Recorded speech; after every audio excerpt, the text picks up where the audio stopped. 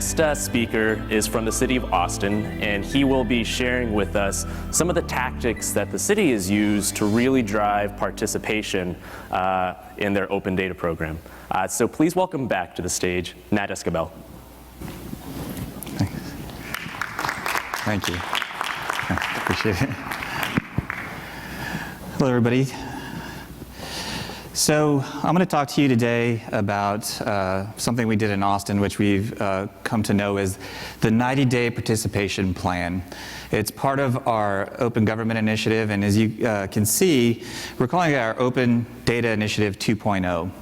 And the reason we call it 2.0 is because we first launched our data portal in 2011 in Austin, and it started with a lot of enthusiasm. We had a lot of participation from the community as well as departments. But probably as many of you know, that enthusiasm can be short-lived, especially when you get to the departments and you start asking them for more data, and you start asking them to manage their data and keep it up to date and make sure that the data is being maintained.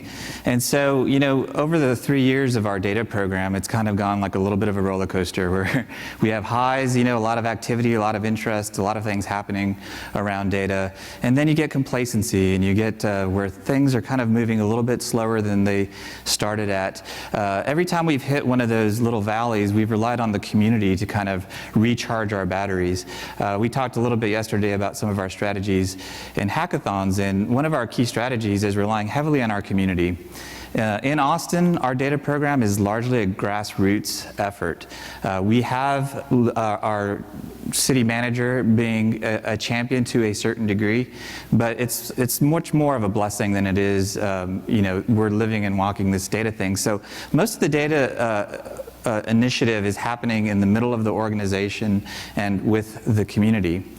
But as we started this 2.0 initiative, our city manager said, I really want to back this. And this really kind of started in late 2014. And he kind of said, I want every department to have data on our city data portal. In the past, it was kind of elective, and again, we only had certain departments representing. So part of that drive from our city manager led to us coming up with this 90-day plan. And so what we did is we brought all the directors from every single department and office, which in Austin is over 40. I think we have about 42 departments and offices. And we got them into a room, and we actually had the city manager we were standing side by side, talking about what our open data initiative would include. And we really wanted to, again, drive every department to participate, but we also wanted to increase the competency and the knowledge and really kind of plant the seeds to change the culture so that the willingness to provide data by departments was much more intrinsic than it was arm twisting. And so these are the kind of things that we started asking departments for. And we started off by asking each department to identify what we call an open data liaison. That person would be responsible for representing that department and their data assets. They would be somebody who understood the business and would be able to make decisions about what data got posted. We didn't want to create a bureaucracy where every data set needed to get approved by somebody way up and would automatically delay it. So when we presented to the directors, we said, you have to authorize this person to be the decision maker about the data. As I mentioned, we wanted to focus on creating a competency, a language, a culture of openness amongst all the liaisons. So one thing we required is that they must participate in workshops and events. Now, some of these were elective and some of these were mandatory. So, we had a nice little combination in there. One of the classes that we started with was a Socrata 101 class.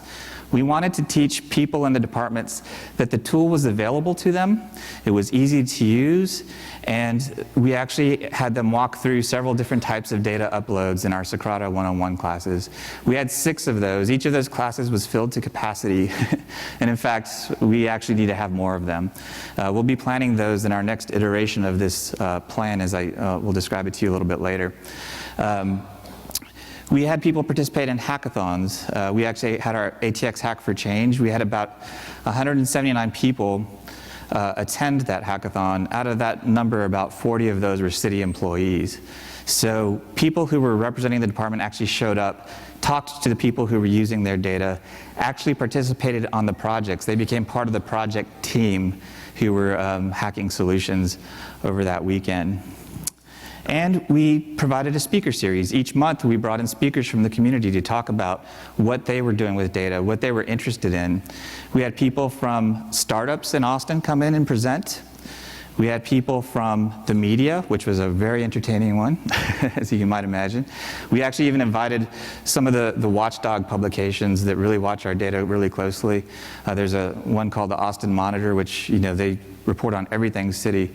We brought them in to actually talk with the liaisons, and really, I think, brought down a lot of walls in terms of like what their interest is and how they would like to relate with the city versus the perception of what the city thought they were wanting. And it's always a bad story. It was like, no, we actually just want to have a relationship. So it was a neat introduction. We actually brought people from healthcare, where we thought, okay, we're only going to have people who are interested in health data. Where are people getting allergies or the flu?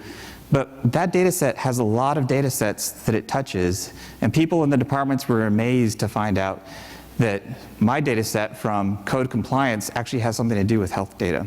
My data set from transportation actually has something to do with health data. So all those things were actually really eye-opening, and I think started to build this awareness and culture within the city that was kind of taking down the walls of fear and kind of opening up the doors for people to, again, want to participate, to see what the opportunity was. We started an open data inventory where we wanted each department to list all their data assets, whether they were public or not. And I'll talk a little bit about how that went, because that was probably one of the trickier pieces of this exercise. And then at the end of the 90 days, one thing we wanted to do was to have each department publish at least 3 data sets. And we did have some departments who already had published 3 data sets, and maybe that was the entirety of their data. What we asked of those departments was to revisit that data, make sure it was being managed, make sure it was being maintained, and update it as necessary. So I'm going to share with you some of the results of what we did.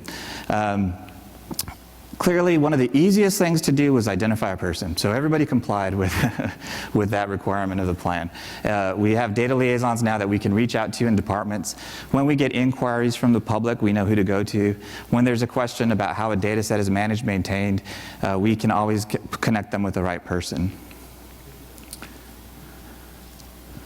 We still have 6 departments who are working on getting their data out there. They passed the 90 days without compliance, which we felt was okay. There's still some other departments out there who are taking a little bit longer to get their data, but they are actively engaged, which I think is still a success in this case. Some of them were quality issues, some of them had to do with automation, those types of things. So they exceeded the 90-day plan, but we continue to work with those departments to get data out there. 59% of all departments published the 3 data sets within that period of time. And we had, as I mentioned, the early adopters who actually went out and updated their data. Maybe they published it in 2011 and never touched it again. So those actually got updated. So we actually ended up with about a 76% participation rate in terms of getting data published or updated. So over that period of time, we ended up with 287 data sets that were added or updated over the 90-day period. We pretty much had participation across the board from all departments, at least in one aspect of each of the requirements. And 149 of those data sets were new, which for our data portal actually equals more than 50% growth in what our data portal was before the beginning and to what we ended up with. So within 90 days, I actually think we accomplished what we intended to do. We got all of our departments participating. We definitely increased the awareness of open data and what the possibilities and opportunities are. And I think we really reduced the fear of departments of what participating in open data means. And having it time boxed in that 90 days with very focused attention was really very important. I already mentioned the speaker series that we did. Right now, we are going to be kind of defining what our next iteration is.